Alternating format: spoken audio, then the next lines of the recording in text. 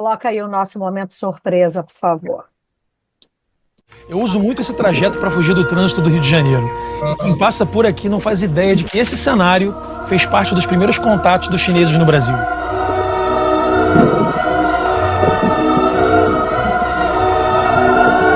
Esse coneto em forma de pagode japonês foi feito em 1903 durante o governo Pereira Passos. O cara que resolveu botar um monte de coisa abaixo e dar uma nova cara à cidade do Rio de Janeiro. Portanto, essa construção aqui foi uma singela homenagem aos imigrantes chineses que vieram para o Rio de Janeiro graças a uma ideia mirabolante de Dom João VI. O chá era muito consumido na época e a China lucrava demais com isso. Dom João VI resolveu importar esses chineses para que plantassem chá aqui no Rio de Janeiro para vender para todo o Brasil, além de outros países também.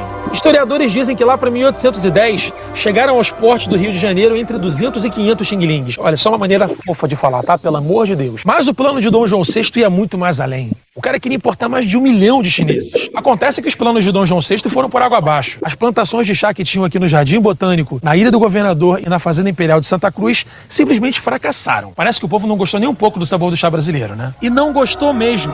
O pintor alemão Johann Moritz Rugendas, que chegou aqui no Brasil em 1821, descreveu o sabor do chá como um amargo feito terra.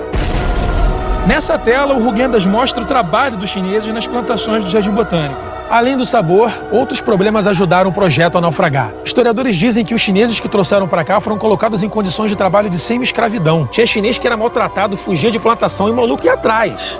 De cavalo e cachorro atrás do cara. Os chineses tinham experiência na plantação de chá verde, que é o que se consumia na China, diferente do chá preto, que era o que plantavam aqui. Tem relato que diz que tinha até presidiário trazido da China para vir para cá como agricultor. Ou seja, tu compra um negócio da China, demora um tempão para chegar, e quando chega, é errado. Parece que isso já aconteceu comigo naquele site de compra. Como é que é o nome mesmo? Daí então, com o fracasso do chá, os chineses acabaram se espalhando pela cidade toda.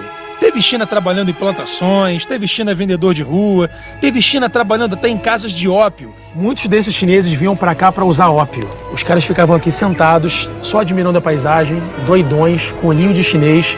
Portanto, poderia-se dizer que essa aqui foi a primeira boca de fumo do Rio de Janeiro? Olha, eu não sei, mas com uma paisagem dessa, amigo, eu acho muito provável.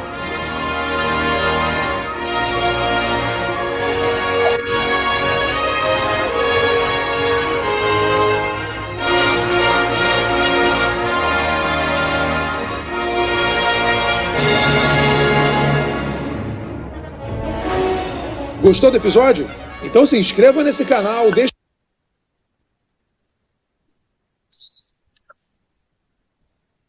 Obrigada, Ingrid. Você pode, por favor, soar o sino?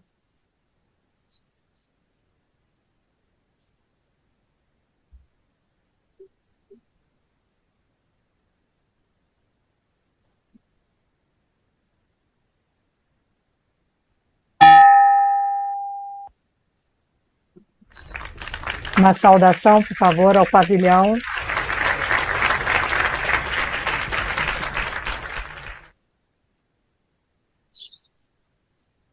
Obrigada, gostaria de agradecer a presença de todos. Hoje temos uma palestra com o companheiro aí, o Marcelo, a respeito de um tema diferente, inusitado, pelo menos curioso. Gostaria de chamar a tribuna virtual, nosso companheiro Cândido irá fazer protocolo da noite. Boa noite a todos. Na tribuna virtual, o companheiro associado representativo do Rotary Clube do Rio de Janeiro, Vesper, Cândido, que acumula a Comissão do Desenvolvimento Quadro Associativo do referido clube. Neste dia 21, tá? Agradecemos a todos os presentes na palestra do nosso querido Marcelo Carneiro, uma pessoa extremamente alibada e envolvida com o tema que vai seguir, de maneiras que aproveito para anunciar que essa semana, no dia 24, comemoramos o Dia Internacional da Cultura, tá? Internacional, como também comemoramos hoje o Dia das Letras no Rio de Janeiro. E, além disso, no dia 24, nós estamos comemorando o Dia do Ranceniano. Daí, esta faixa roxa, que é em função do janeiro para tratamento dos rancenianos. Okay? Com a palavra, a nossa querida presidente Patrícia. Obrigada, Cândido. Eu convido agora a companheira Dilma para fazer a leitura da oração ecumênica do clube. Dilma. Boa noite a todos. Oi, está ouvindo? Sim, sim. Boa noite a todos. Na tribuna virtual, Dilma Mendes do Espírito Santo, associada representativa do Rotary Clube Vesper Satélite, Rio de Janeiro, advogada e pedagoga. Passo a fazer a oração.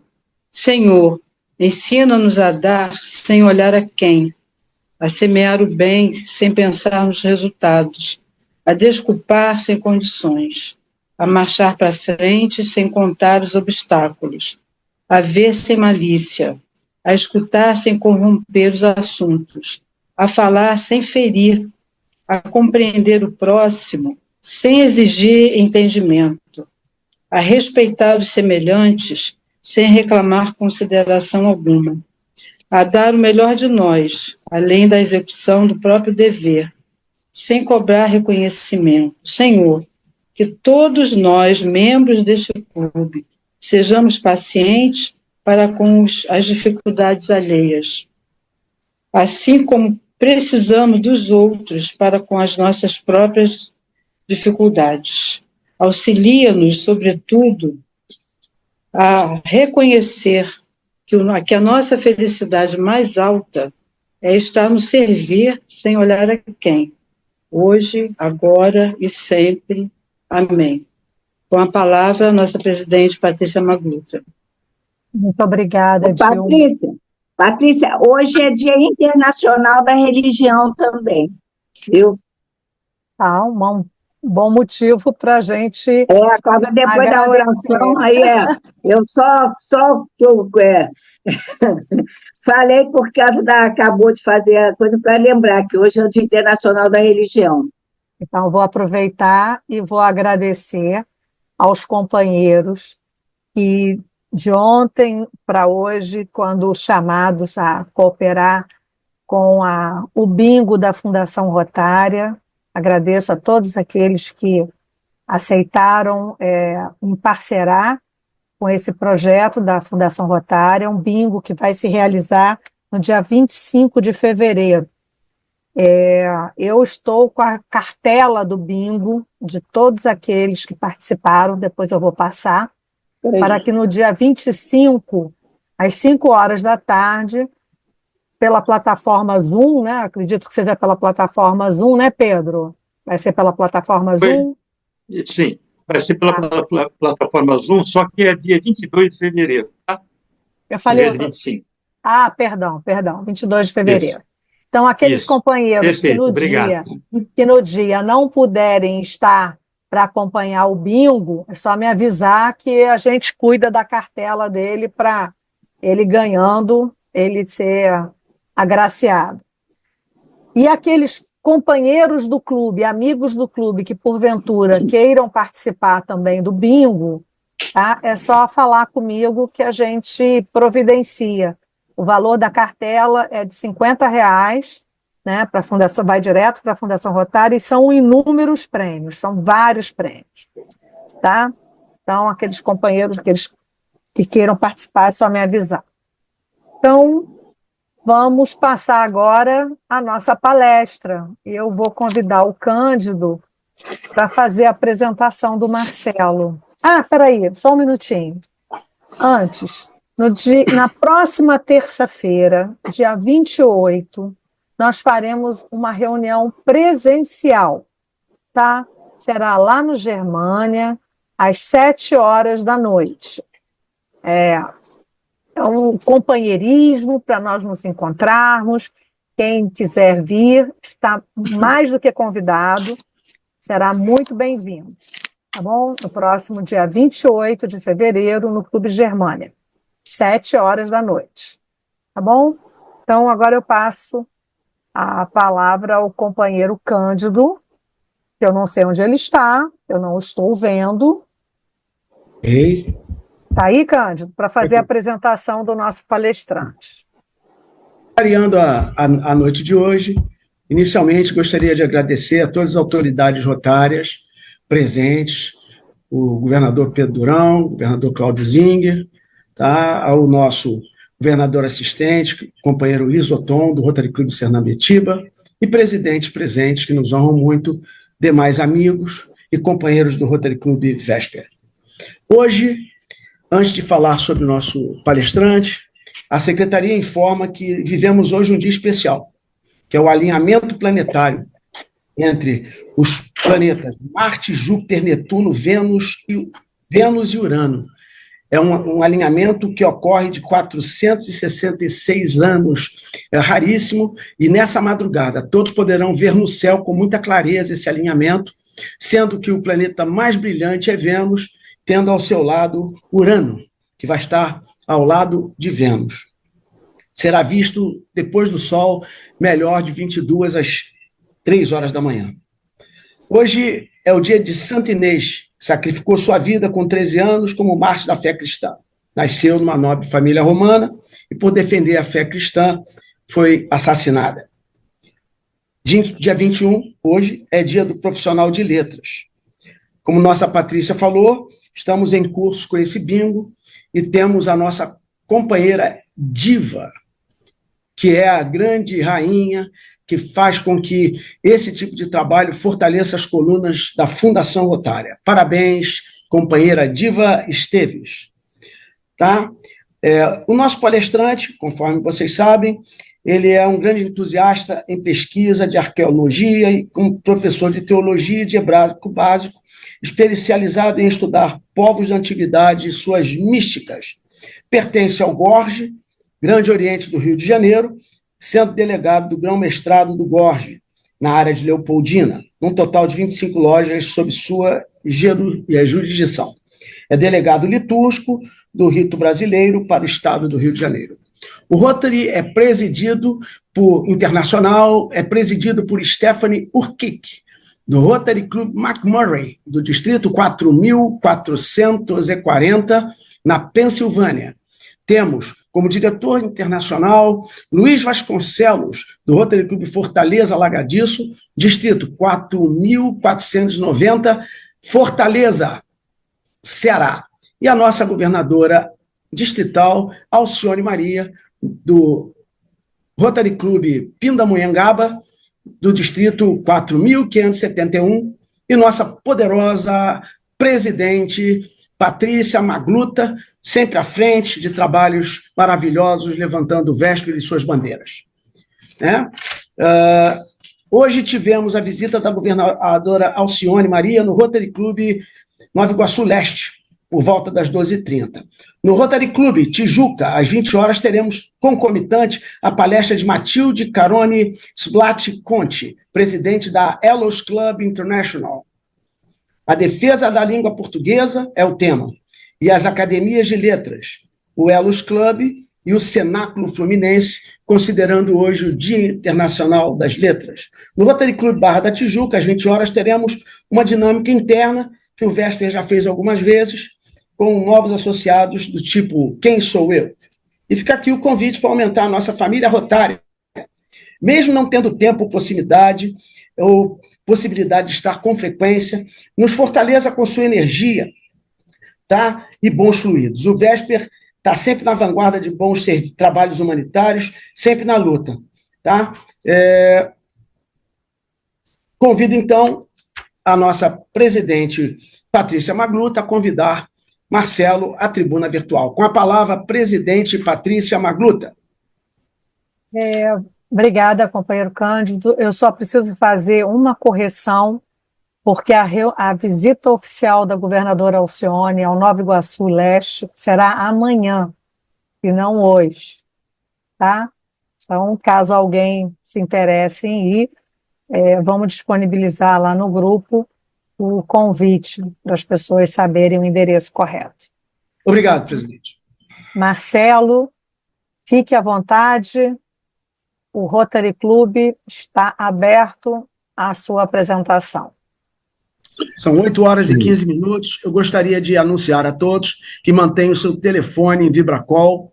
As perguntas serão feitas ao final da reunião, deixando o professor Marcelo discursar. Professor Marcelo, por favor. Boa noite a todos. Rotary, Vesper, muito obrigado aí pelo convite, feito aí pelo nosso irmão Cândido, também agradecimentos aí à Patrícia, né? Patrícia Maguta, a presidente do Rotary, que vem desempenhando aí um papel formidável à frente dos trabalhos sociais, e eu entrei cedo no grupo, e como sempre, né, fui bem recebido aí pela nossa diretora de eventos, sempre muito simpática, sempre muito solícita. A palestra de hoje fala sobre o tema Tecnologia e Ciência Avançada nos Povos da Antiguidade. Como? Bom, eu desenvolvi essa palestra alguns anos atrás, quando eu me recordei de um livro que eu já tinha lido uma vez, 14 ou 15 anos, não recordo, um livro do meu pai, e depois de mais idade, li outras vezes. Tem até uma edição aqui, mais recente, um best-seller, ver se dá para todos verem aí. Então eu peguei 3 páginas desse livro, reli, e fiz um esboço do assunto e alguns enxertos para ficar mais fácil a compreensão. O que a gente vem trazendo aqui?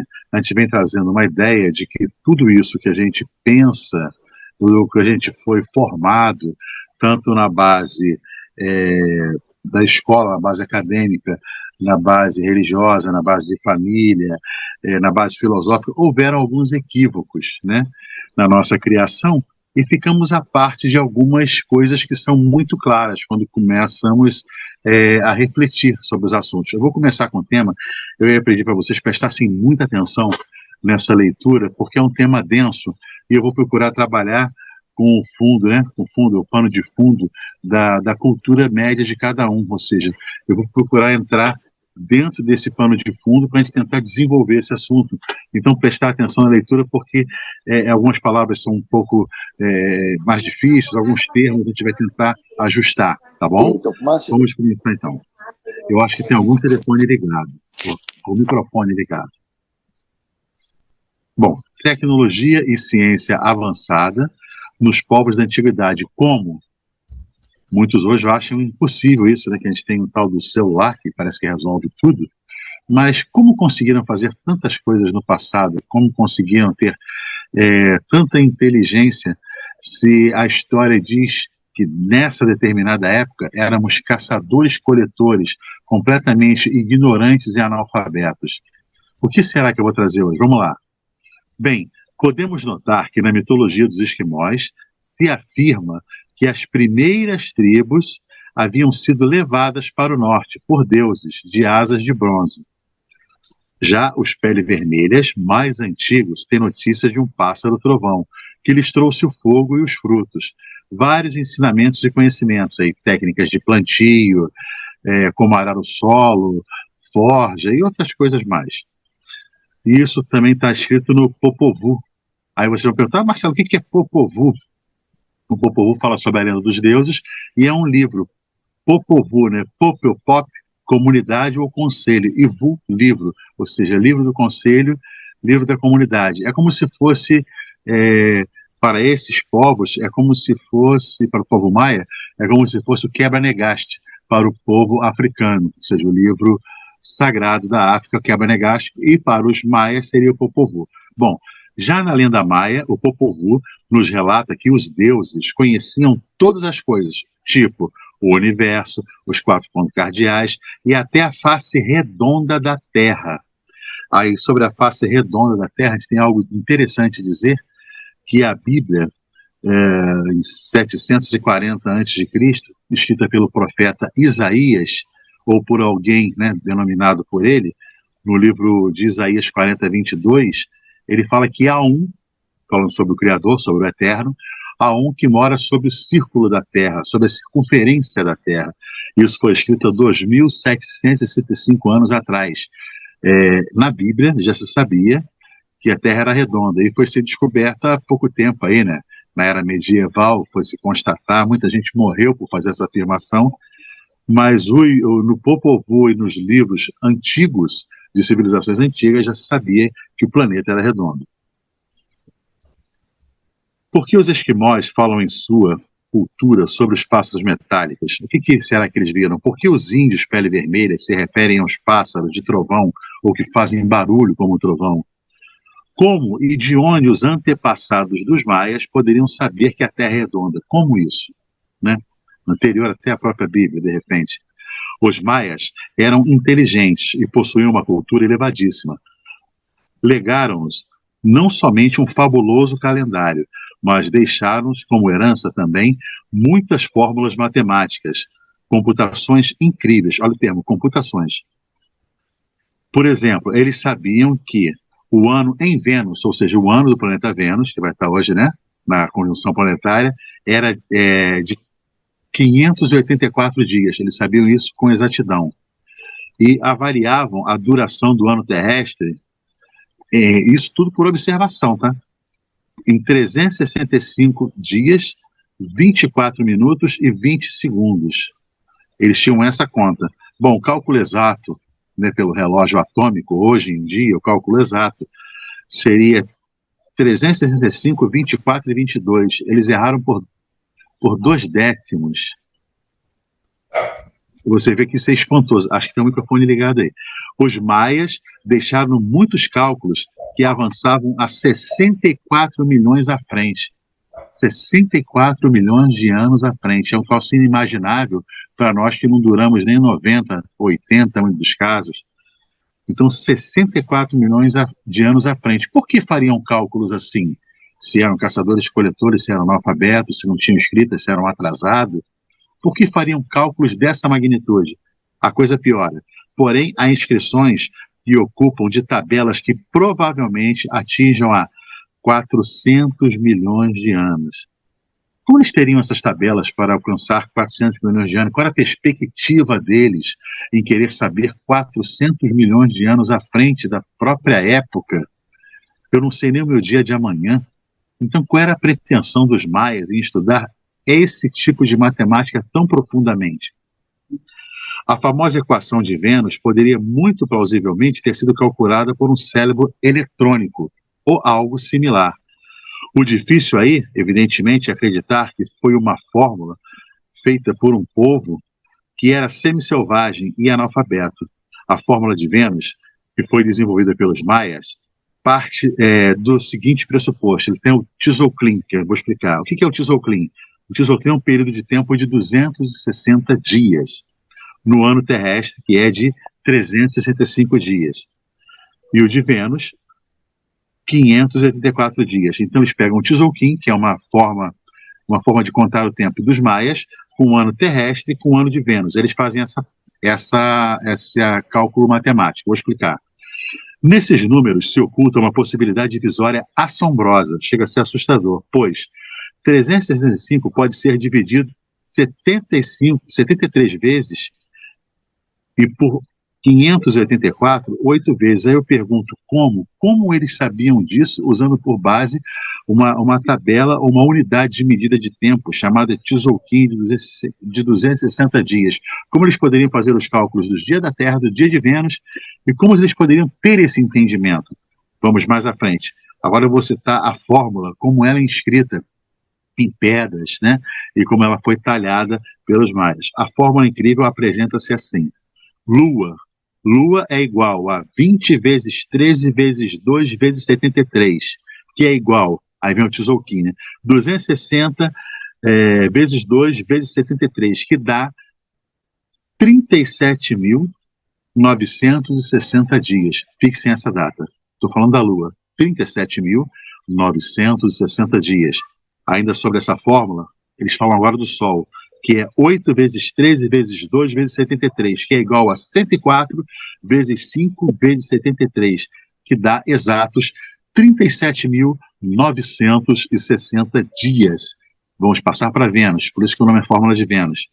Vênus é igual a 0,5 vezes 13 vezes 2 vezes 73, que é igual a 65 vezes 8 vezes 73, que incrivelmente também é igual a 37.960 dias. Mas, Marcelo, o que são 37.960 dias? Vou explicar. Bom, Depois de 37.960 dias, coincide todos os ciclos. A mitologia maia afirma que Deus se reuniu na grande praça de repouso e toda cidade maia, ou toda aldeia, tem uma grande praça. A gente pode ver nos desenhos aí, né? E depois se seguir, né, por astecas e outros povos, que todo povo antigo, todo povo do passado, tinha sempre um centro, e esse centro era vazio, era uma grande praça vazia, e imagino, para o povo, para suas festividades ou para a sua adoração. E sempre nessas praças, uma de frente para a outra, temos sempre uma pirâmide ou um prédio, ou um arco, ou um monólito erigido ao sol, o outro erigido à lua. E sempre nessa praça temos um prédio do reino, ou um prédio do rei, do imperador, ou um prédio administrativo. Essa disposição maia tem sido notada em vários outros povos. Ou seja, nós temos assim, podemos afirmar, né, com toda certeza que não é uma... Sumiu aqui o meu vídeo, meu Deus. Não é uma coincidência, não tem como ser uma coincidência. Voltou o vídeo. Não tem como ser uma coincidência. Os povos pré-incaicos, em suas lendas religiosas, dizem que as estrelas, ou seja, que eles vieram das estrelas, que eles são habitados das estrelas, que tinham seres nas estrelas, e esses povos pré-incaicos chamavam esses seres de deuses, e que eles desciam até eles vindo da constelação das Pleiades, e eles são muito claros nisso. Isso eu estou falando dos maias, mas isso por todo mundo conhecido, todos os povos na mais remota Índia, nos cantos da África, dentro do próprio Amazonas, de todos os lugares que vocês possam imaginar, povos antigos, sociedades antigas milenares afirmam que os deuses vieram das Pleiades. Muita coincidência, não é para desconsiderar. Os textos em cuneiforme, tanto dos assírios, medo-persas, sumérios, babilônicos e também dos egípcios, oferecem a mesma imagem, a mesma narrativa, a mesma história sobre os ditos deuses, ou seres que vinham das estrelas, e para elas também voltaram. Assim, esses seres andavam em naves de fogo, ou barcos do céu. Esses seres, ou deuses, possuíam armas devastadoras e misteriosas, e ainda eles prometiam a alguns poucos homens, os escolhidos, a imortalidade e o conhecimento de diversas coisas. Aí a gente fala de astronomia, astrologia, forja, para as mulheres, né, pintura dos olhos, da sobrancelha, embelezamento, né, da face. Também mostra que esses deuses trouxeram técnicas de plantio, como eu já falei, sobre como arar o solo. Você vê que deu um salto quântico. Dizem que éramos caçadores-coletores, mas se a gente for ver, a gente dá um salto quântico. Daqui a pouco se inventa o tacape, daqui a pouco se inventa uma lança, uma flecha, chegamos à arma de fogo e já estamos até viajando para outros planetas. Então a gente teve um salto muito grande em poucos anos, em poucos séculos. E como eu não acredito que nada é por acaso, alguém sempre ensina alguém, alguém aprende com alguém, alguém estuda com alguém. No caso desses povos, alguém ensinou. É completamente compreensível que povos antigos, assim, largassem as rédeas à imaginação para descrever maravilhosamente a glória dessas aparições incompreensíveis na época. Bom, aceito tudo isso, mas ainda fica muita coisa por explicar, não é verdade? Então, mesmo que a gente leve para o campo das ideias, não, mas, de repente, ainda fica muita lacuna, muita coisa por explicar. Vamos agora para os livros indianos, ver se a gente consegue entender. De onde, por exemplo, o cronista, ou seja, aquele que colocou, né, que escreveu por acento, do Mahabharata, que é um livro hindu muito antigo, poderia ter sabido da possibilidade de existir uma arma capaz de punir uma região inteira, com 12 mil anos de seca? De onde o camarada tira isso? Da cabeça, da história, tipo Monteiro Lobato, Forrest Gump, o cara tirou isso da cabeça dele, escreveu isso aqui, tá bom. Vejamos, que seria bastante poderosa para matar fetos ainda no ventre antes de nascer. Essa mesma arma, né, que ele fala nesse poema, é um poema antigo, épico, aí, da Índia antiga, o Mahabharata é bem mais volumoso do que a própria Bíblia, ou seja, é bem mais grosso do que a própria Bíblia. E no seu núcleo tem a idade de, no mínimo, 5 mil anos, na sua parte central. Isso numa estimativa bem prudente. Sabemos também que ele foi compilado de outros livros e outros textos mais antigos, o que dá um número de anos indeterminado a partir de 5 mil anos para trás. Bom, tendo presente, né, o espírito, os muitos vastos conhecimentos da época em que vivemos, aí nós ficamos assim pensativos. Como será que eles conseguiram idealizar tudo isso, ou escrever, ou mentalizaram, ou, sei lá, sonharam com isso e acordaram escrevendo uma coisa dessa? Mal podemos admirar-nos ainda quanto o Ramayana, que é um outro livro hindu. Ficamos sabendo que as vimanas, né, depois eu vou explicar o que são vimanas, isso é máquinas voadoras por meio de Mercúrio, conforme está transcrito, e com forte vento propulsor, teriam navegado a grandes alturas. As vimanas podiam facilmente vencer distâncias infinitas, mover-se rapidamente em todas as direções e sentidos, em velocidades inacreditáveis. Veículos espaciais e especiais, com uma ótima dirigibilidade, que faria inveja, né, até os nossos transportes mais modernos e atuais. Essa citação, isso colocado por escrito a primeira vez em inglês, ela é baseada na tradução de N. Dutt, um historiador que visitou a Índia e teve acesso a esses documentos. Isso foi feito em 1891.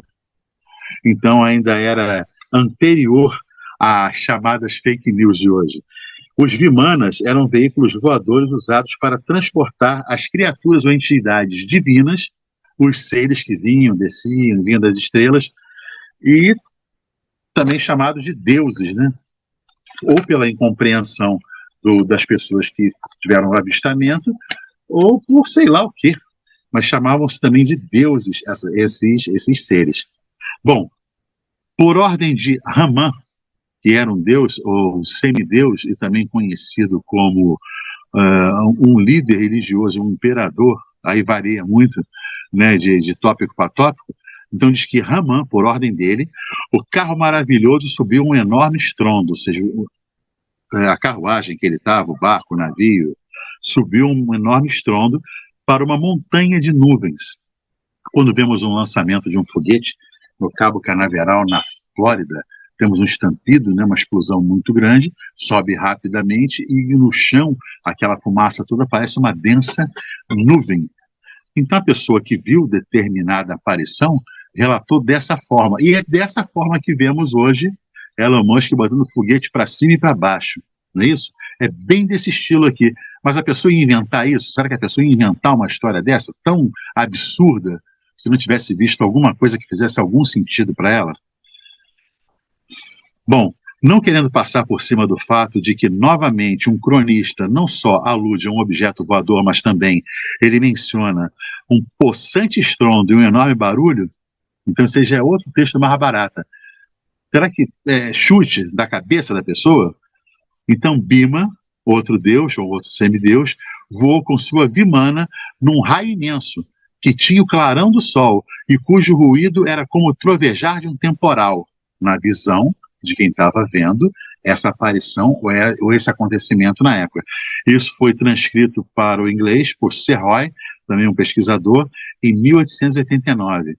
Bom, sabemos que a própria imaginação, ela necessita de pontos de partida. Até para se mentir, para se construir uma mentira, se construir uma falácia, ou uma fake, como chamamos hoje, você precisa de um ponto de partida. Nesse caso, se pressupõe uma concepção de foguete e também do conhecimento de tal veículo, né? Seria capaz de cavalgar sobre um raio e causar um trovão assustador. Como isso, um trovão assustador? Mais uma vez, nos vem à nossa mente a explosão de uma propulsão a jato. Não querendo, né, supervalorizar a matéria, mas é o quê? Né? O que seria, assim, na concepção? No final, vocês podem perguntar. No primeiro livro do Mahabharata, revela-se a história íntima de uma... isso é muito interessante, de uma solteira chamada Kunti. Até aí, uma história tranquila, como toda a história contada, né, em culturas, como sendo, pode ser um fato, pode não ser, pode ser uma história, pode ser um invencionismo, mas vamos ler a história. Que não só recebeu a visita do Deus Sol, Kunti recebeu a visita do Deus Sol, mas em seguida também teve um filho, que teria sido radiante como um astro-rei, ou seja, o próprio Sol. Como Kunti já então temia a vergonha, ela deitou a criança numa cestinha de junco, uma cestinha de palha. Deitou a criança numa cestinha de junco, abandonando-a num rio, onde ela sabia que algumas pessoas de posse e filhas de governantes se banhavam ali naquele momento. Ela deitou a criança ali. Até aí, tudo bem, né? Essa é realmente uma história pouco digna de ser mencionada aqui num tema tão denso. Se não fosse um pequeno detalhe, a grande quantidade de semelhanças, e isso ainda, né, mais evidente com a história de Moisés. Em Êxodo 2, do 1 ao 9, é justamente a mesma história. E que a criança tinha a face que resplandecia. No livro de Enoque fala também da face de Moisés que brilhava. Então, eu, assim, no meu entendimento, é muita coincidência para me tratar como coincidência. Para mim, duas coincidências, para mim eu já ligo um fato, uma linha direta. Um montão delas, para mim, já é incontestável. Aí eu te digo, faço essa brincadeira ao vivo, Tostine vende mais porque está sempre fresquinha, ou está sempre fresquinho porque vende mais? Qual será o segredo de Tostines? Quem copiou quem? Um livro com mais de 5.000 anos ou um com 2.000 e poucos anos? Quem copiou a história de quem? O próprio Chacrinha, né? Grande na televisão brasileira, fala que nada se cria, né? Tudo se copia. Quem copiou a história de quem? Fica essa reflexão. Não estou sugerindo nada. E sempre na história da humanidade surge referência à fecundação de seres humanos pelos deuses. As semelhanças entre Gilgamesh e Arjuna. Gilgamesh, vocês conhecem a epopeia de Gilgamesh, também bem mais antiga que a Bíblia, e Arjuna é um herói, é tipo um herói das histórias de hindus, antigas hindus, tanto do Tibete quanto da Índia ocidental. Um herói do Mahabharata, ou seja, Arjuna, que empreende uma longínqua viagem para procurar os deuses, e deles conseguir armas. Esse era o intuito de Arjuna. Conseguir a arma dos deuses. Por que ele queria isso? Porque sabia que eles tinham, né? E quando Arjuna, após enfrentar muitos perigos, acha uns deuses, ele encontra até Indra. Quem é Indra? É um outro deus. O Senhor dos Céus, hindu, né? Em sua pessoa. E ao lado dele sua esposa, Sashi, também uma deusa. Ambos, porém, não encontram o valente Arjuna em lugares ou circunstâncias indefiníveis. O livro transcreve tudo, com muito detalhe. Dá uma suprimida, senão ninguém aguenta. Não encontram ele num carro de combate celestial e o convidam a viajar com eles para o céu. Segundo o cronista do Mahabharata, conta essa história. É uma historinha, parece muito ficção, né, se não fosse a quantidade de detalhes. Isso é que intriga. E os pormenores dessas máquinas. No Mahabharata, acham-se indicações numéricas tão precisas que se fica com a impressão de que o autor teve um precioso conhecimento daquilo que escreveu, sabia exatamente o que estava falando. Descreveu, cheio de horror, uma arma que podia matar todos os guerreiros que usassem metal, ou que possuíssem metal encostados ao seu corpo. Quando esses guerreiros eram informados a tempo da presença dessa arma, eles arrancavam de si todas as peças de metal que levavam, então mergulhavam no rio e lavavam, né, cuidadosamente seus corpos e tudo aquilo que tivesse em contato. Não sem motivo, como explica o autor, porque a arma causava o efeito de fazer cair os cabelos, fazer cair também as unhas das mãos e dos pés. Tudo que era vivo, lamentava ele, né, tornava-se pálido e fraco com esse vento da morte. Também foi uma tradução feita, né? Isso aqui parece, para mim, no meu entendimento, a pessoa que botou isso por escrito, que ela estava descrevendo uma arma radioativa. Ah, mas como pode há mais de 5, 6, 7, 12 mil anos atrás? Como pode, eu não sei. Eu sei que a descrição é de uma arma radioativa. Para mim, a descrição é essa.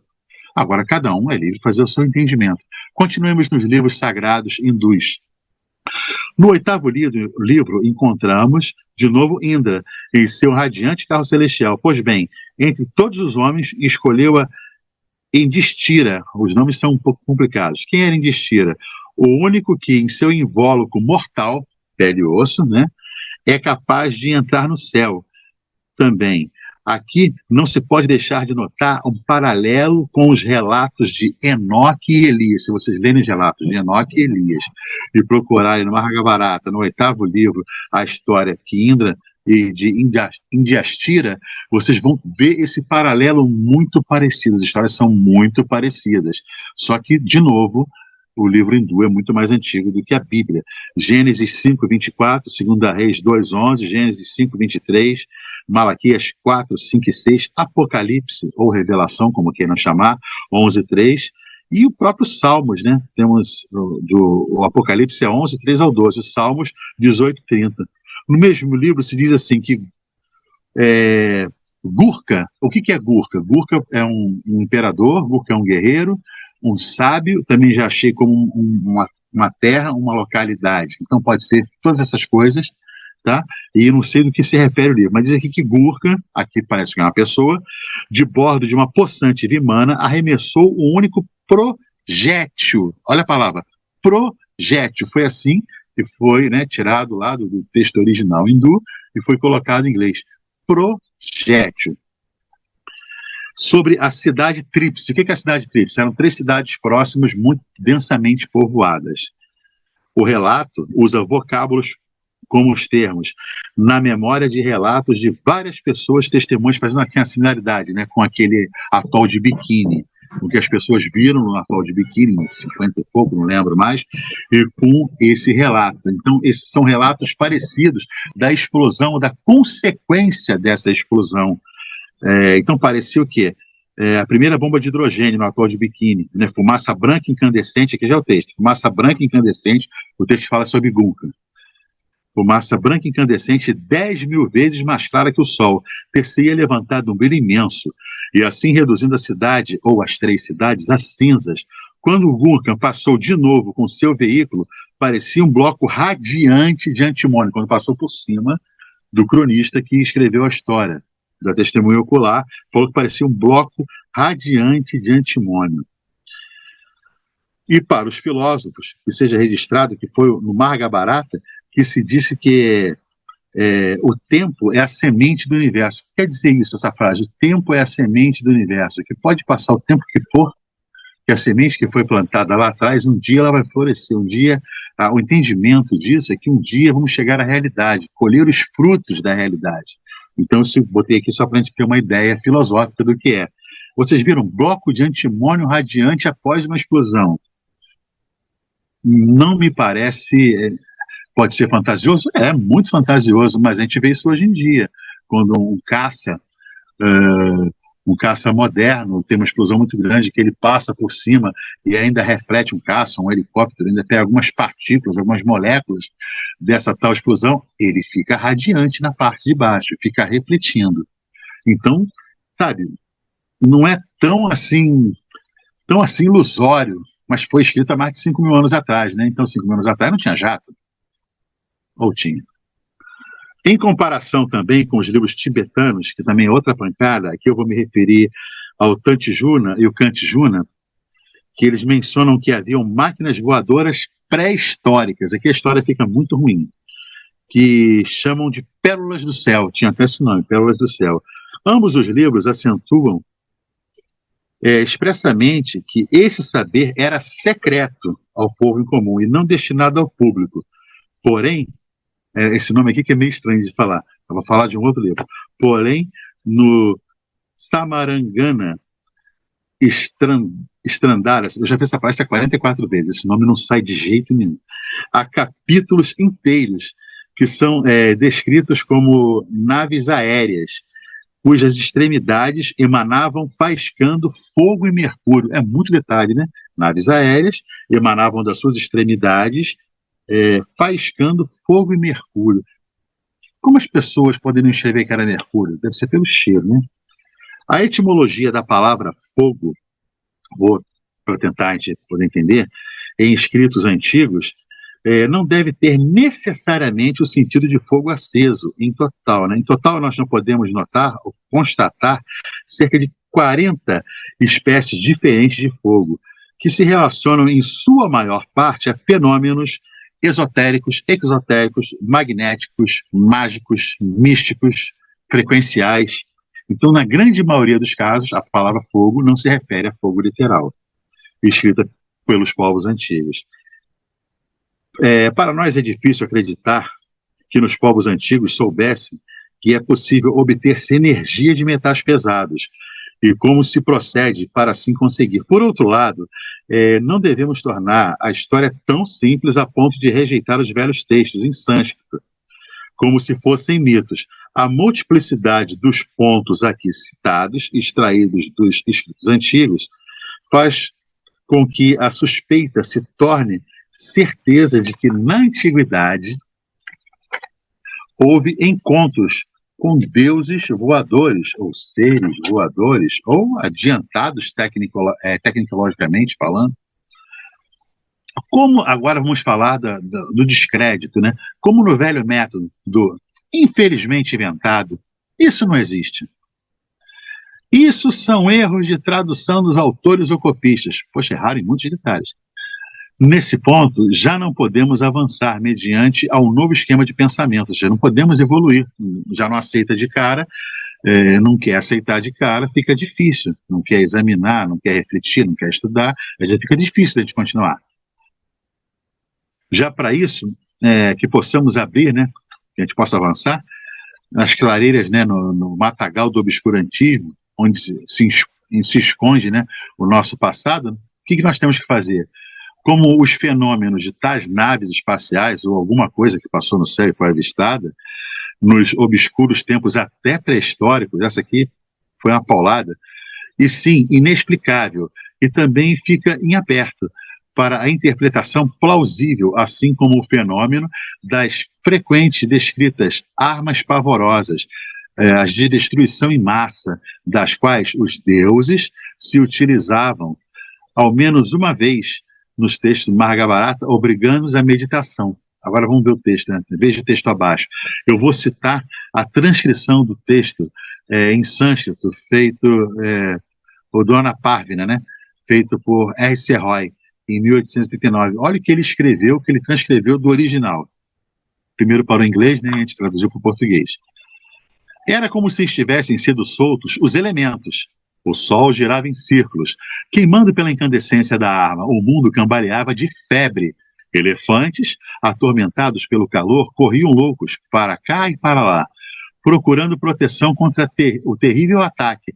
A água fervia, os animais morriam, o inimigo era ceifado, e a fúria do fogo fazia com que as árvores, como nos incêndios florestais, caíssem em fileiras.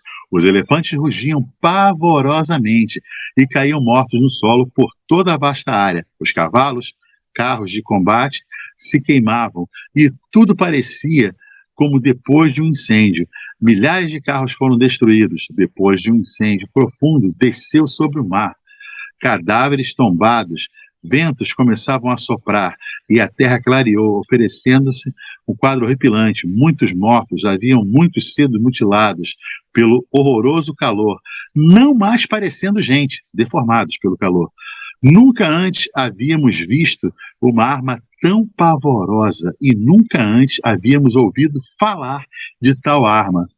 O cronista que conta, ele conta assombrado, conta assustado, apavorado, o efeito de uma arma que ele julga ser dos deuses. Aqueles que escapavam, né, continua o relato, banhavam-se assim as suas armaduras, porque tudo estava coberto pelo sopro mortal. A palavra lá diz que era um sopro mortal, um alento de morte, tinha um cheiro da morte. Mais uma vez, lembra a radioatividade. Bom, dos deuses, como se dizia no poema épico de Gilgamesh. Será que o alento venenoso do animal celestial, por acaso, te haja atingido? Gilgamesh fala do animal celestial, ou seja, da coisa que voava, da coisa que voava. Será que isso atingiu? Gilgamesh também faz uma citação sobre essa máquina, sobre esse ser voador. Será que o alento... Não, seja ali. Alberto Túlio, ex-diretor da divisão egípcia do Museu do Vaticano, encontrou um fragmento da época de Tutmés III, quem conhece bem a Eucânide. Tutmés III, que viveu há cerca de 1500 anos antes de Cristo. Ali no texto se comunica que os escribas enxergaram, vinda do céu, uma bola de fogo, cujo alento era de mau cheiro. Tutmés III e seus soldados observaram esse espetáculo até que a bola se afastou em direção ao sul e se perdeu de vista. Para vocês terem uma ideia, né, temos aquela linha direto das pirâmides, temos o delta do Nilo, as pirâmides, mais para baixo o Alto Egito, então se perdeu ao sul, foi para trás, né? Foi para trás, se perdeu ao sul.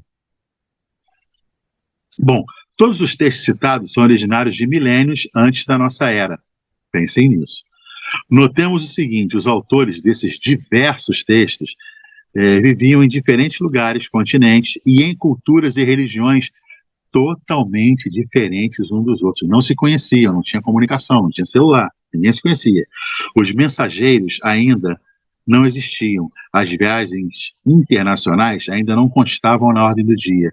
E falando sobre todas as inúmeras fontes, contando todas elas, mais ou menos, a seu modo, as mesmas coisas, as mesmas aparições, os mesmos avistamentos, será que então havia nos cérebros de todos esses autores de crônicas, livros sagrados, mitologia, história contemporânea, etc., a mesma informação, a mesma história? Será que é isso mesmo que a gente quer acreditar? Que todo mundo combinou, mesmo sem se conhecer, mesmo em época diferente, vamos mentir junto?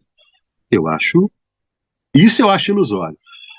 A mesma invenção, a mesma informação, ou talvez teriam sido todos eles perseguidos, quase que maniacamente, de forma compulsória e sistemática, pelos mesmos eventos. Já que eles foram dormir, sonharam com as mesmas coisas, em locais diferentes, em épocas diferentes, culturas diferentes. Será que todo mundo teve o mesmo sonho? Pelas mesmas descrições, pelos mesmos fenômenos, Bom, aqui a gente vê o papel de Gilgamesh, os escritos esquimós, os índios pele vermelhas, os norte-americanos, né, os povos indígenas do Brasil, as tribos africanas, os povos nórdicos. Então, eu nem entrei nessa questão que a gente vai ficar o dia todo. Os povos tibetanos têm muita história, e muitas outras fontes. Aí temos chineses, japoneses, coreanos, mongóis, pessoal lá no meio da Sibéria conta a mesma história. Será que está todo mundo mentindo? Espalhados, né, muitas fontes espalhadas pelo mundo. Será que estão todos mentindo, como eu perguntei? Será que todos relatam, por acaso, as mesmas histórias sobre deuses voadores, viagens às estrelas, homens, pássaros, carruagens celestiais, carruagens de fogo, ou ainda estranhos veículos e horríveis catástrofes ligadas a esse fenômeno? Todos sabemos que não é possível que todas essas civilizações tivessem em épocas tão distintas um frenesi ilusório dos mesmos relatos, uma imaginação coletiva das mesmas coisas. Isso é muito ruim de acreditar. Imaginação coletiva das mesmas coisas fica difícil. Não mesmo. Os relatos quase que uniformes só podem ser oriundos de fatos. Portanto, podemos até considerar que ocorrências pré-históricas, de alguma forma, tenham inflamado suas narrativas, né? Um ponto de partida. Mas, mesmo assim, como poderiam ter acontecido isso em escala global, mesmo que fosse um fato isolado em uma determinada região? Como é que se espalhou para o mundo toda essa conversa? Não se conheciam. Como poderia? Não, falavam idiomas diferentes, culturas diferentes, não tinham contato. Como isso? É por isso que eu pergunto no final da palestra, como? O como é que é difícil. Ponderamos o seguinte: vamos ficar no âmago das suas reportagens exclusivas, né? Como é hoje, né? O fato real, sim, o acontecimento descrito com previsões. Esses parecem não ter sido inventados, tantas localidades e em diversas épocas e em culturas diferentes. O que acham? Tinham acontecimentos que tinham previsões de anos. E até, bom, vamos para o final. Vamos construir um exemplo, todo mundo junto, vamos prestar bem atenção no exemplo, que aqui a gente vai ter uma ideia melhor do que tudo isso, que esse monte de pergunta, esse monte de minhoca, né, que eu coloquei na cabeça de vocês, no bom sentido, esse monte de pergunta que está aflorando agora. Vamos construir juntos, vamos prestar atenção para construir um exemplo.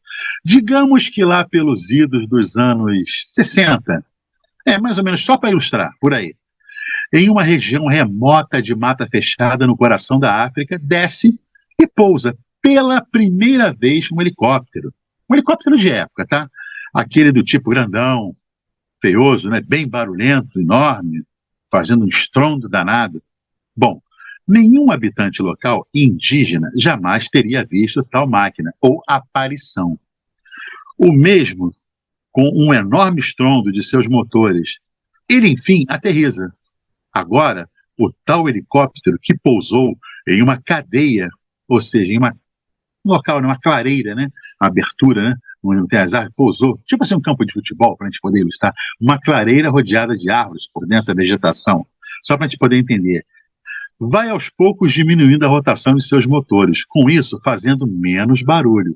Enfim, um movimento. Então, abrem-se do nada as portas laterais e delas saem humanoides estranhos. São eles o piloto, o copiloto e toda a equipe tática de reconhecimento.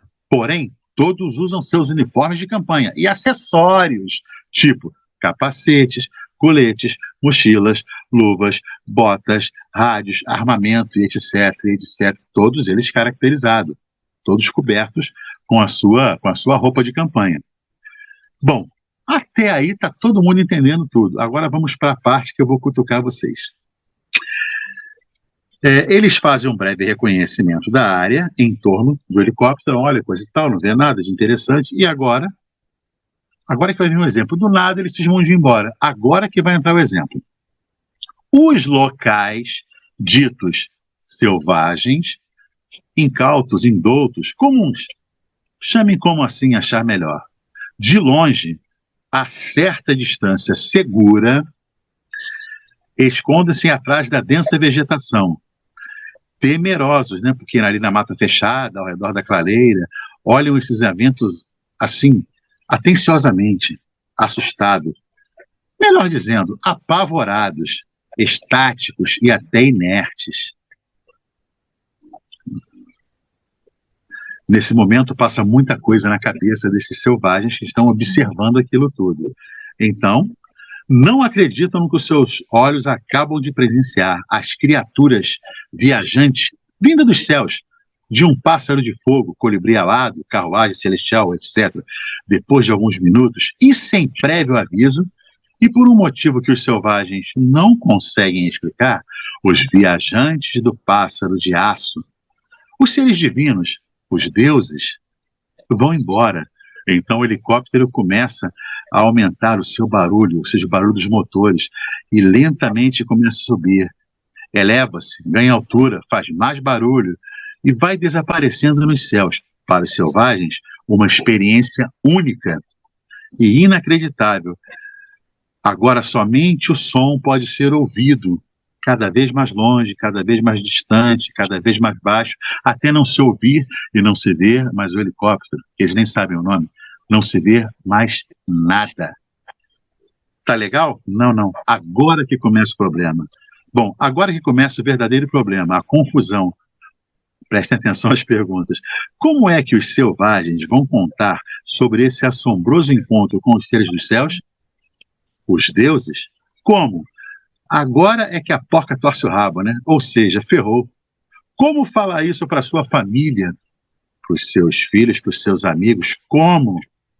Como iam explicar o ocorrido para as próximas gerações? Como? E de que forma essa narrativa coletiva irá ilustrar todos esses fatos com o conhecimento e a cultura dos locais que presenciaram tais coisas? Como? Bom, também tem outra. Já ia esquecendo. Como contar isso aos anciãos da aldeia, ao chefe? Como é que você vai falar isso para o chefe? Como? Agora, a segunda fase da história, teremos o famoso telefone sem fio, de boca a orelha. Permanece a pergunta, como? Bom, gente, a palestra se encerra aqui. Só para ajudar na ilustração, no filme Jornada nas Estrelas, né? Capitão Kirk, coisa e tal. Num dos episódios desses novos, o Spock, ele é transportado para dentro de um vulcão para não deixar o vulcão explodir e não exterminar um povo que mora ali, mas um povo teoricamente atrasado. E eles não podem ter relação com os povos, eles não podem ser vistos. Então a Enterprise fica debaixo d'água. Não sei se vocês já viram esse episódio. Passou na televisão aí várias vezes. Então o que eles fazem? Ele consegue cessar, a erupção para, ele consegue cessar, ele explode uma bomba lá e consegue cessar a erupção do vulcão. Quando eles correm pela mata e eles fogem daquela situação, eles passam pelos selvagens se atentam a eles, e a Enterprise sai de dentro da água, eles são teletransportados para dentro da Enterprise. A Enterprise sobe dos mares, né, perto de um penhasco, e os locais, os selvagens, veem aquela situação. E na mesma hora um deles pega uma vara e desenha Enterprise no chão. Um sacerdote, um líder, né, deles desenha Enterprise no chão. E já sabe o futuro disso, né? Enterprise, ou o desenho da nave, vai ser venerado e adorado por gerações e gerações e gerações, e vai ser cultuado por esse povo, porque eles viram alguma coisa que deu entendimento, que tirou eles daquele sufoco, ou seja, exterminou a erupção do vulcão. E eles desenham Enterprise no chão. Bom, biografia, pesquisa feita através de trechos, 3 pequenas páginas do livro Eram os Deuses Astronautas, do escritor e arqueólogo suíço Erik Anton Paul von Däniken. Outras citações e pesquisas não poderia deixar de ser, né, a Bíblia Sagrada, né, várias edições, a Epopeia de Gilgamesh, Deuses, Túmulos e Sábios, é um livro que eu tenho muitos anos, muito legal, de C.W. Searam, a Essência, né, tá ali, de Bhagavad Gita, livro indiano, por Swami Kiruanda, é ruim de falar esses nomes. A obra é explicada e comentada por Paramahansa Yogananda. Bom, a construção textual, a adaptação da matéria, a finalização lógica, né, construindo um exemplo, minha pequena contribuição, Marcelo Carneiro. Desde já, muito obrigado pela oportunidade. Espero que eu tenha tirado os senhores da área de conforto. Muito obrigada, Marcelo. Tenho certeza que o pessoal ficou aí cheio de dúvidas e interrogações. O companheiro Cândido está com a mão levantada, quer fazer a sua colocação, Cândido? Esse é fera. Você está com o microfone fechado, Cândido. Primeiro é a consciência que entre um Deus maior, criador, o Deus da grande explosão primordial, o El, o Eterno, El Shaddai, nós temos entre nós e eles irmãos celestiais. Isso é entender que isso não está se falando de nada assombroso. Um grande cientista morto recentemente por esclerose lateral amiotrófica, o ELA, que ocupava a cadeira de Isaac Newton, qual era o nome dele? Alguém lembra? Stephen Hawking. Exatamente. Antes de morrer, ele anunciou para que todos nós nos preparássemos que entre nós haveria em breve tempo a chegada de outras culturas ao planeta, dito por um cientista do porte dele, e que nos preparássemos que alguns poderiam ser amigáveis, outros não. O que mostra, em cima desta consciência do Stephen Hawking, que o Mahabharata, e o professor Marcelo deixou claro o uso de armas nucleares, narra o Mahabharata uma guerra nos céus entre 2 povos visitantes à Terra que eram inimigos, alguns com ideias de proteção a um povo primitivo. Imagine você passando de carro numa estrada e ver uma série de retirantes famintos. O que você faz? Para dar água, para dar comida, dar um biscoitinho, ajudar de alguma forma. Então imagine visitantes chegando num planeta de pessoas primitivas, dentro de cavernas. Isso deu a eles a vontade de ajudar, transcender. Mas teve outros que talvez estivessem aqui atrás de escravidão, principalmente atrás do que hoje todos nós cultuamos e se cultua no universo: a adoração ao ouro. O ouro é o metal que todos eles procuram, porque o ouro é uma liga leve e passa a ductibilidade, passa a energia com muita facilidade e é usado dentro dos módulos espaciais, por ser leve e facilitar a passagem dos íons elétricos. O Fabrício está citando aí que na Segunda Guerra Mundial, na área da Polinésia, na área das Filipinas, uma tribo viu pela primeira vez um avião inglês, era um monomotor, e eles ficaram perplexos com aquilo, e até hoje na ilha eles têm um monomotor feito de palha, que eles adoram por ter sido a visitação dos deuses. Então a falta da cultura gera uma série de coisas, agora que há algo misterioso, sem dúvida. Para vocês terem uma ideia do que era um Vimana, isso era um Vimana. O Vimana era uma nave com a forma de sino, por isso que quem olhar templos hindus, vai ver muitos deles cheios de sinos. Aquilo é uma demonstração do que eles viram, os Vimanas que voavam nos céus. Quanto à colocação de na Índia ter esse tipo de histórico, e o Egito também ter tido esses históricos, porque a história do Egito é muito mística, e Israel, através da visita ao Monte Sinai, tudo se repete por similaridade, porque eles vieram e trouxeram esse tipo de visão. Enoque, por exemplo, no livro apócrifo da Bíblia, ele narra que ele sobe aos céus junto com os anjos, seres espaciais alados, e ele vê a lua e vê a estrela do sul, várias constelações que eles explicam para ele, falam sobre todos os nossos signos, as nossas constelações que dão origem aos signos.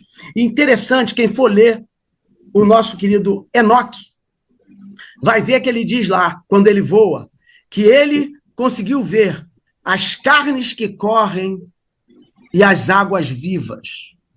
Isso eu fiquei lendo, pensando, o que é a carne que corre? Ele estava na área do Oriente Médio, passou pela África, ele viu manadas de gnus, zebras, girafas, carnes que corriam. No exército ele não via aquilo nunca. E as águas vivas, era o oceano, com os seus ciclos batendo nas pedras, acostumado a um mar morto, sem movimento. Isso é fantástico.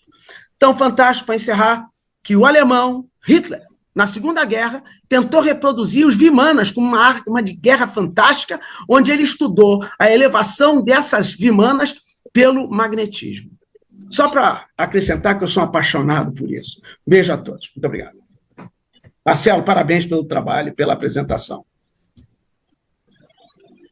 O companheiro Flávio Augusto gostaria também de fazer uma colocação. Pode abrir seu microfone, Flávio. Presidente, muito boa noite, Cândido, boa noite a todos. Parabéns, professor. Uma honra estar aqui depois de um longo e tenebroso afastamento. E, professor Marcelo, muito obrigado pelo conhecimento. Eu realmente nunca tinha percebido. Algo de inacreditável tem no ar.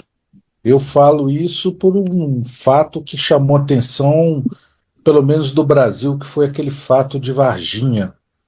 Oficialmente não aconteceu nada, que é tudo ilusão. Mas quando a gente encontra com certas pessoas que estavam lá, algumas coisas são ditas e a gente fica perplexo, né? E aparece hoje, né, nos documentários coisas que nos fazem pensar. Mas eu queria saber do senhor o seguinte: a Igreja Católica, o Vaticano, é a maior biblioteca do mundo. E gostaria de saber com o senhor qual o posicionamento oficial da Igreja Católica, sabedor nós, todos, que os maiores documentários do mundo lá estão. E não é tão aberto ao público assim, seja religioso, seja científico. Dizem que o maior filósofo dos últimos anos era o cardeal Ratzinger, né? Penúltimo papa. E ele faleceu. Será que ele deixou uma pessoa preparada? Creio eu que sim, não tenho certeza. Para continuar esse estudo, evoluir, talvez nós não estejamos ainda preparados para tomarmos ciência de muitas coisas, porque é umas coisas que a gente para e fica a pensar. E a palestra do senhor trouxe para a gente essa luz aí, coisas e coisas. Parabéns ao senhor, obrigado pela oportunidade. Um abraço a todos, Patrícia e Dr. Cândido e todos aí do Rotary Club. Prazerão revê-los. É de Belo Horizonte, prestigiando a reunião, é irmão de maçonaria e vem da Abra Amigo. E é do Rotary Vesper, mais importante de tudo. Patrícia, eu não estou conseguindo botar uma mãozinha, a hora que puder. Tá, não, pode falar, Laborato, pode falar. A mãozinha sumiu aqui, viu, Marcelo? Irmão Marcelo, muito obrigado pela palestra. E eu queria lembrar uma coisa: o que a gente sabe em geologia da Terra é que 200 a 540 milhões de anos era um lugar só, o que pode justificar certas coisas comuns, depois terem se espalhado. Então, a Terra era um lugar que os geólogos acham espetacular, isso, inclusive, né? Se tiver algum geólogo aqui, inclusive a forma como eles raciocinam, né? Eu aprendi muito com os geólogos, porque a gente acha muito tempo, 100 anos, 200 anos, e eles raciocinam em milhões de anos. Então, eles abriram a minha cabeça um pouco mais sobre isso. A outra coisa que me espanta um pouco é que o primeiro elemento que a gente descobriu, assim, a humanidade atual conseguiu no laboratório fechar, foi o fósforo. E já foi em 1669, ou seja, ontem, foi ontem, né? Então, a tabela periódica e o tal chamado ferro, que foi sempre utilizado há 4 mil anos ou 400 mil anos antes de Cristo, ele, na verdade, sempre foi usado, ele não foi descoberto, ele existia. Então, é um detalhe importante, porque não foi descoberto em laboratório. E o tal famoso aço é muito recente, é uma criança. O aço é uma criança. Eu e o meu irmão Flávio Augusto, que viemos da terra do aço, né? Nós somos Presidente também. Tá rindo. A presidente também, ó. Presidente também, né? Pois é, presidente também. Então, você vê, e para fazer o aço, é igual você conseguir fazer na cozinha um arroz. Você precisa de botar antes uns elementos antes, né? Que a gente chama de liga. Se não tiver liga, não tem aço. Ou seja, se não tiver ali alguns elementos, você não tem um feijão bem cozido, nem um arroz bem cozido, nada dessas coisas. Então, tem muitas coisas muito recentes para a humanidade atual. Então, isso é a única coisa que fica, que eu procurei até olhar aqui, que eu me lembrei, é que os sistemas gráficos nossos, eles são variados, como são variados os povos. É latino, grego, cirílico, semítico. Então, todas aquelas coisas muito antigas, depois têm escritas diferentes, até chegar na escrita atual. Então, a linguagem da humanidade atual é uma outra. O que fica é o seguinte, bom, a única coisa importante disso é que os documentos dos quais isso foi extraído é que tem sua validade para poder dar sustentação à linguagem atual. Né? A sustentação é assim, então você tem que ter lá a tábua que foi atestada, essa tábua é original mesmo.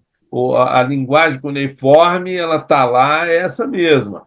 Para a gente poder ter uma conexão traduzida para a linguagem atual. Então, assim, é muito interessante porque os sistemas gráficos vêm mudando, né? De acordo com tudo isso que você trouxe para a gente aí. Então, a humanidade foi muito rica ao longo de tudo isso. E é muito difícil mesmo raciocinar que alguém que se alimentava de tutano, porque naquela oportunidade as hienas comiam as pessoas, vai imaginar esse tipo de coisa. Então, é preciso mesmo ter vamos dizer assim, uma coisa que admite humanidades, eu diria, situações além da nossa, para poder, de fato, reconhecer que não dava para nós estarmos naquela época para sobreviver chupando tutano de animal para correr das hienas e estar imaginando essa tecnologia toda sem alguém ter dito ou ter ensinado. É muito difícil que a gente possa imaginar isso. Muito obrigado pela palestra, muito boa. Areja a cabeça da gente e chama atenção para muita coisa. Obrigado. Vamos lá, tem duas questões aí muito interessantes. Vou responder da pessoa, esqueci o nome agora. Marcos Lavorato. Oi, Carlos? Marcos Lavorato. Não, antes do Marcos Lavorato. Flávio Augusto. Flávio Augusto. Flávio Augusto é nome romano. Flávio Augusto é nome de imperador. Imperador romano. Flávio Augusto. Ele é Vamos lá, metido Flávio pra Augusto. caramba.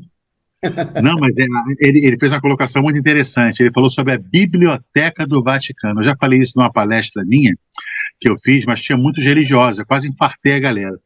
Eu falei, gente, olha só, biblioteca é uma reunião de livros, né? A etimologia da palavra. Mas a prática da etimologia da palavra, a biblioteca, você tem acesso para mexer nos livros.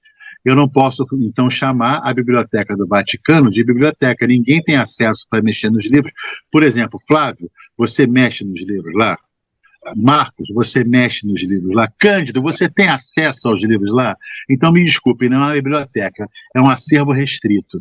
Biblioteca, no meu entendimento, é quando você tem acesso. Eu gostaria de ter acesso lá, mas para mim não é uma biblioteca. Você me desculpe, para mim é uma prisão. É um albergue, é uma prisão de livros, é uma penitenciária literária. Os livros estão presos, ninguém tem acesso aos livros, então me desculpem, não é uma biblioteca. É um monte de livro, um aglomerado de livros que ninguém pode mexer. Então, no meu informações contundentes que mexem com a cabeça de todos. E a religião, ela mantém um sectarismo e uma linha de conduta. A leitura desses livros invade exatamente esses pensamentos. Então para mim não é biblioteca. É um arquivo que eles não deixam ninguém saber justamente por causa da religião. Aí é que entra a religiosidade. Ou a falta da mesma. Não. Eu acredito que aquela... sabe aquela burrice todinha, aquele antolho, assim? São as pessoas geralmente na religião são muito sistemáticas. Se você prestar atenção, quando você lida com as pessoas falando de religião, eu até brinco que eu digo, eu não discuto nem religião, nem política, nem futebol, porque geralmente as pessoas religiosas, a maior parte, tem aquele sistema delas, é aquela religiosidade delas, entendeu? Aquilo é meu, eu acredito nisso, é isso, e você não tem como falar. Eu vivia no meio de religiosos de padre, eu era catequista, fui catequista há muitos anos, até formada pelo Monsenhor Negromonte, que era a primeira turma de catequistas formadas. Então, eu conversava com aqueles padres superiores, com toda aquela religiosidade toda, que nós conversávamos, eu era muito xereta, como sempre fui. Então, eu perguntava, falava, eu sempre fui um horror, eu menina com 13, 14, 15 anos, eu discutia com o padre, eu era atrevida, sempre fui. Então, eu perguntava determinadas coisas, por que isso, por que aquilo? Ele dizia, não, isso são segredos disso, daquilo, segredo daquilo. Mas tanto segredo, como é que a gente vai aprender a religião com tanto segredo? A gente não tem que saber muita coisa, então eu perguntava sobre a vida de Jesus, sobre isso, sobre aquilo, até discutia o negócio de Maria ter ficado grávida do anjo, tudo bem que todo mundo falava, como é que abaixou... Então, é interessante. Então, eles fazem isso porque tem muita coisa lá. Eu conversando com vários padres, tem muita coisa lá nessa biblioteca, porque tem muitos livros, mas não. É um arquivo religioso. Que é restrito às pessoas aos papas e alguns que trabalham lá, porque deve ter gente que trabalha, que arruma, limpa aquilo, ajeita. Então, é um arquivo restrito. Aquilo para a gente ter, ninguém nunca vai ter, a não ser papa, tem que ser papa para chegar lá e ver aquilo, ou meia dúzia que trabalham lá, deve ter isso, né? Porque por exemplo, isso tudo que você falou, para mim, tem muita coisa da espiritualidade. A espiritualidade, que é essa coisa de cada vez as transformações que o mundo foi tendo, essas transformações, essas coisas todas, eu acho que tem muita religiosidade nisso, tem muita espiritualidade, porque são transformações que a gente vai fazer, e tudo que vem de lá, nós estamos aqui. Você vê que a gente não resolveu ainda nada com todos esses conhecimentos, com tudo isso que nós tivemos, nós até hoje, muita coisa nós não entendemos. Não é verdade? Quando você lê determinadas coisas, você diz, então, para mim, foram essas transformações que foram passando Para mim, a espiritualidade está muito nisso. Foi passando de uma época para outra, até chegarmos aqui, em 2025, que continuamos imbecis do mesmo jeito, sem conhecimento de nada. Minha esposa hoje fez um comentário muito interessante. Ela falou que o Elon Musk está com um planejamento aí de foguete, disso, daquilo, para colonizar Marte. Aí eu pensei assim, poxa, poderia dar cestas básicas na África, poderia tirar o deserto do Saara, transformar numa nova Amazônia, poderia fazer cidades submersas no Oceano Atlântico, Pacífico.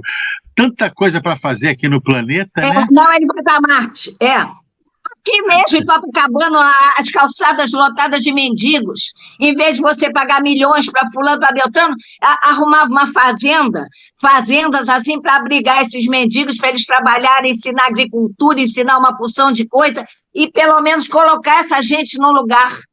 É difícil fazer isso? Quem é que quer fazer? Você já pensou, não podia ter aquelas fazendas para botar os mendigos, aquele pessoal família?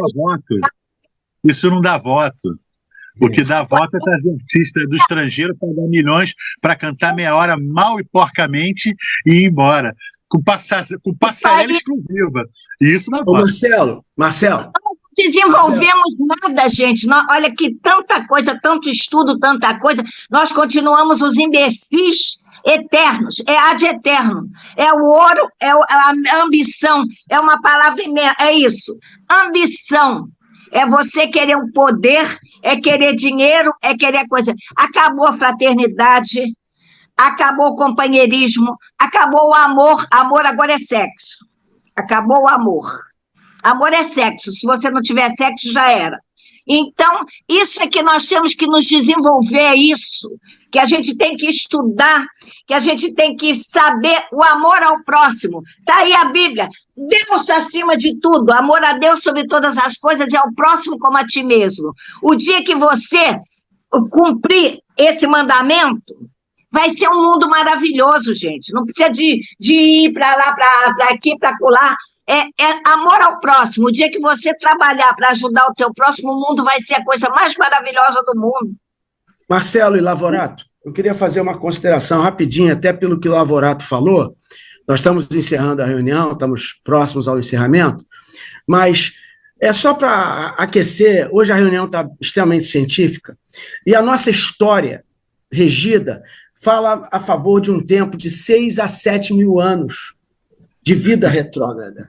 No entanto, quando você vai ao sudeste da Turquia, você vai visitar uma área arqueológica chamada Göbekli, que tem aproximadamente 12 milhões de anos. 12 mil anos, perdão. 12 mil anos, o que dobra esse tempo. Então, o ser humano já habita o planeta de diversas formas e foi dizimado, ora por uma grande catástrofe, ora por uma grande gelada, um grande esfriamento da Terra, mas a história do ser humano na Terra é antiga. E a colocação do Lavorato a respeito do homem primitivo, que estava na caverna, comendo tutano, e de repente ele se transforma num ser hábil, um homo habilis, saindo do Australopithecus, passando pelo homem de Neandertal, um homem com uma cara 2 vezes mais larga que a minha, com uma testa maior que a minha, com um supercílio avançado, um olho postado como se fosse um farol de um automóvel. Esse era o homem de Neandertal. Só que o que se fala hoje, a nível de futurólogos, pessoas que estudam a parte científica, a visitação de seres espaciais no planeta no passado, falam que eles vieram à Terra atrás de quê? De minérios. Por quê? É como o americano faz, vai na guerra do Vietnã, mata, e os seus navios traziam o quê? Traziam manganês para os Estados Unidos, junto com ferro, fazer o aço. Então, os navios levavam soldados e traziam manganês de graça, tudo pela guerra. Então, o cara chega aqui, lá de cima, encontra um planeta virgem. Ele vai ter que cavar a terra, tá certo? Ele desceu numa nave, vai cavar a terra. Eu pergunto ao Evaristo, tu viesse de Mustang, de Mercedes-Benz, tu ia cavar a terra para tirar umas cebolas ou tu ia chamar um cara dali para fazer? Eles chamaram, só que eram neandertais, grotescos, grosseiros, não entendiam a cultura e o domínio da ordem. E aí a engenharia genética transforma o homem de Neandertal no homem habilis, no homem erectus, num período de tempo. E aí sim, esse Homo erectus, entendendo melhor as ordens, foi para as minas apanhar o ouro para eles levarem para cima. Então, por isso que existe a ausência do elo perdido entre o macaco e todas essas derivações, até que nós cheguemos a um homem tão perfeito. Houve uma purificação genética. A mesma engenharia genética que falamos hoje com a Dolly, eu tive a oportunidade de ver a Dolly lá na Escócia, tá certo? O ser humano criou um animal. Então, o ser humano foi transformado, como eu disse, pelos nossos irmãos celestiais. Isso aí é fantástico. Obrigado. Presidente, com a palavra. Deixa eu só fazer um adendo rápido. Só perguntar aqui o Lavorato, a data que ele deu para essa união aí, segundo aí o estudo das rochas, né, das pedras, com quanto tempo estava todo o bloco junto? Quantos milhões de anos? De 200 milhões a 540 milhões de anos. 200 a 500... Pangeia. A Pangeia então você acredita que a disseminação da cultura, porque estava todo mundo junto, certo? Que o espaço geográfico era junto. Então você acaba de admitir publicamente na frente de todo mundo, e eu estou satisfeito, ganhei minha noite com a tua palavra, que o ser humano está na Terra esse tempo todo. Se difundiu a cultura, tinha ser humano, tinha ser inteligente.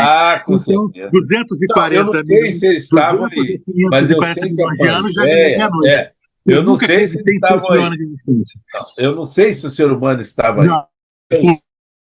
E a geologia mostra que a Pangeia... Agora que eu vi pro Coutinho lá, que o golpe, ó.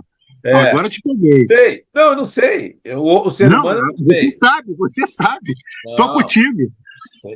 Eu sei isso que eu vi. Foi descoberto um cemitério. Não, esse período provavelmente animais, plantas que são mais antigos do que nós estavam por aí. Porque a questão toda... Mas animais e plantas não difundem cultura. Não. Mas a informação ter espalhado tinha que ter ser vida inteligente, ser humano. Não posso dizer que o ser humano estava aqui. Você disse. Período, você vê o vídeo lá, você disse. Mas então, a geologia... que você falou, havia um cemitério... Pangeia, havia um cemitério mais importante disso. Presta atenção, 211 mil anos atrás havia um cemitério no Marrocos, com ossadas humanas. Então, 211 mil anos a gente já estava aqui. Aí, não satisfeito com isso, com 500 mil anos atrás, descobriram na Eritreia, Etiópia, uma trave de madeira carbonizada com datação de carbono construída pelo homem. 500 mil anos. Está perto. Piora. Tem uma caverna na Grécia, pegaram um crânio humano dentro da pedra, tiraram, fizeram 550 mil anos, só piora. Aí você ainda me dá quem vai nos dar essa resposta? Reencarnação eterna. Quem vai nos dar essa resposta? Aqui há muito tempo. Só para fechar. Por favor. Por favor. É reencarnação. A gente está séculos vivos. A Patrícia está no comando. Era lá um macaquinho, reencarnou melhorzinho, aí depois veio até chegar o homem atual. Patrícia, tem um irmão querendo falar. Por favor. Tem um irmão querendo falar. Rodrigo. Tem alguém pedindo palavra. Deixa eu fechar aqui o raciocínio. Ok. A questão é que... Só um instantinho, Rodrigo. Lavorato. Muita coisa já existia. Um encerramento, por favor. Muita coisa já existia, para que depois eu não sei quando foi que o homem entrou. Não sei quando ele apareceu nos nossos estudos. Mas o que vai nos ajudar muito são essas pesquisas das geleiras famosas que estão por aí, né? Aí são os estudos que vão trazer para a gente isso. Por quê? A gente está num sistema pequeno. Nosso Sol é pequeno. Tem os outros enormes, de primeira grandeza, aquelas coisas imensas. Então, a gente é um grãozinho de areia. A Terra é um grãozinho de areia nesse sistema inteiro. É verdade. Quando ela não some. É verdade. Obrigada, Lavorato. Tem o companheiro Rodrigo que gostaria de falar. Pode abrir seu microfone, Rodrigo. Bem-vindo, Rodrigo, irmão de maçonaria, seja bem-vindo. Obrigado. Vocês estão me ouvindo? Não. Sim. Boa noite a todos. Meu nome é Rodrigo Guimarães. Vim a convite do Marcelo Carneiro, professor, grande mestre. Eu também acompanho um pouco esse nível de estudos, né? E recentemente foi descoberto que cada espécie de Homo sapiens ele tem um DNA específico. Ele não é um ser humano, ele é um tipo de espécie humana. Por isso que existem vários tipos de crânio e formatos diferentes. Isso a ciência já comprovou. Tá? Porque todo DNA tem uma assinatura. Quando você quebra essa assinatura, famosa assinatura chamada nome de Deus, no DNA, quando você tira ela, você quebra. E toda espécie de Homo sapiens, ela tem um DNA diferente. Então isso aí já é uma coisa que a ciência fala. Em segundo lugar, em relação a Elon Musk, a gente está falando de gerações de famílias que estão forjadas no fogo, né? Ah, mas ele não é o rei, não é o príncipe. Tudo bem, mas vamos lembrar o seguinte, o tio dele era espião da Alemanha. O tio dele escreveu um livro dizendo que um tal de Elon estudaria Marte. O tio de Trump era cientista do FBI. Ele foi a única pessoa que teve permissão após a morte de Tesla a ter acesso ao fósforo, a mando do FBI. Então ele leu e falou, não tem nada não, só tem rabiscos aqui que não interessam. Mas sabe que a tecnologia de Tesla é usada a nível militar, né? Então, assim, ele também escreveu um livro onde um tal de Trump, na verdade não era Trump, era o primeiro nome de Trump, que seria o garoto que pegaria um menino e levaria para conhecer o mundo, né? Viajaria ao mundo. Então, assim, são famílias que vieram através de muito conhecimento e hoje chegaram aonde chegaram. Elon Musk falou diversas vezes na sua rede social, na sua própria rede, que ele não tem medo de ir para o inferno, porque lá estará a maioria dos seres humanos que passaram pela Terra. E antes disso, ele também falou que ele vai lutar contra Deus até a porta do céu, se for necessário. Então, ele tem um específico ritual de vida, um estilo de vida, onde ele se enquadra meio que anticristo, vamos dizer assim, não sei se seria exatamente isso. Né? Então, a gente está falando de pessoas que são muito místicas, porque essa galera de alto patamar, que é uma coisa que eles sabem muito, é o misticismo. Nós, povos humildes aqui de baixo, somos pessoas que aprendemos a não enxergar isso. Né? A gente não pode olhar para o céu, mas a igreja é a instituição que melhor tem um telescópio do mundo, que nem a NASA tem, fabricado pela Zion. Então, assim, tem dois, nem a NASA tem. Então, a gente tem que enxergar que esse buraco é mais embaixo. Né? Quando a gente fala desses caras que estão querendo explorar Marte, teoricamente, ele tem uma das maiores empresas do mundo e que mais tem investimento é a do Elon Musk, que perfura fósforo para fazer túnel e faz aqueles, como se fala, agora fugiu o nome, aqueles esconderijos para uma bomba nuclear, uma guerra nuclear. Vocês sabem o que eu estou falando? Agora está fugindo o nome. Então, assim, a empresa que ele não gosta de divulgar é exatamente essa, que faz perfuração e bunker, né? Constrói bunker. Ele já falou algumas vezes que a intenção de colonizar Marte não é levar o homem para o espaço, é ele conseguir fugir de algo que ele descobriu na Antártida.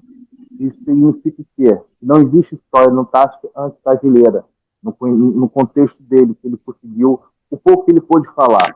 Então, a gente pode enxergar que seria o quê? Se existe um juizado final, ou algum acontecimento, ou qualquer coisa parecida desse nível, eles estão tentando ir para Marte para fugir, voltar e tentar tomar conta da Terra. Por isso que ele faz robô, porque ele não quer depender de ser humano. Ele quer poder tomar conta da Terra com as máquinas trabalhando para ele e os humanos que morrerem num conflito nuclear ou algo qualquer tipo, eles vão poder estar fora um pouco e depois retornar para a Terra e tomar conta disso aqui de vez com toda a tecnologia que ele tem. Então, Beleza, vendo tudo Rodrigo, que eu venho... beleza. Bom, é isso. Gente, desculpa qualquer coisa, se eu... Prazer te receber, Rodrigo. É que a gente também, eu sempre falo isso, é para evitar ficar prolongado e a gente terminar num tempo hábil, não ficando cansativo, para que nós possamos estar sempre juntos. Companheira presidente Magluta, obrigado você, Rodrigo, pela excelente exposição. Um beijo para todos. Um beijo para ti, meu irmão. Seja sempre bem-vindo. A casa é tua. Muito obrigada a todos pela presença. Marcelo, gratidão pela tua apresentação. O assunto é polêmico, fica todo mundo aí cheio de ideias e pensamentos, mas é bom essa dinâmica, essa polêmica toda. Vamos todos dormir pensando no assunto. Então, de novo, agradeço a participação de todos e convido a quem queira estar conosco na próxima terça-feira no Clube Germânia, às 19 horas. Tá? Estaremos lá num companheirismo, num bate-papo e trazendo à tona mais polêmica para alimentar a noite. Por favor, Ingrid, coloque o nosso sino e o hino à bandeira. Agradecendo aos 33 pessoas presentes nessa reunião. Número extremamente simbólico. Muito obrigado.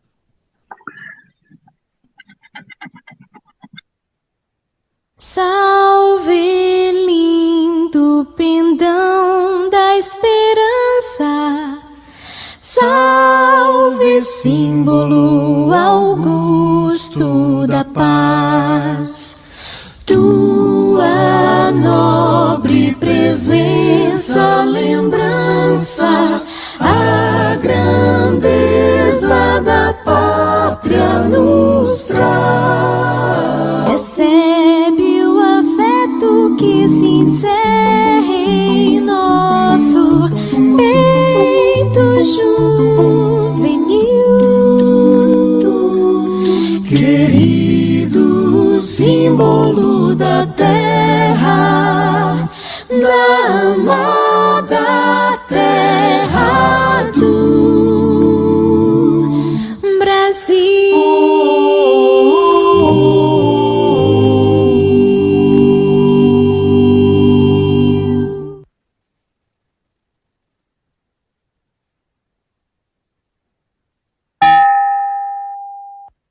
Boa noite. Valeu, galera. Obrigado Boa noite. a todos. Encerramos a 20ª reunião do período.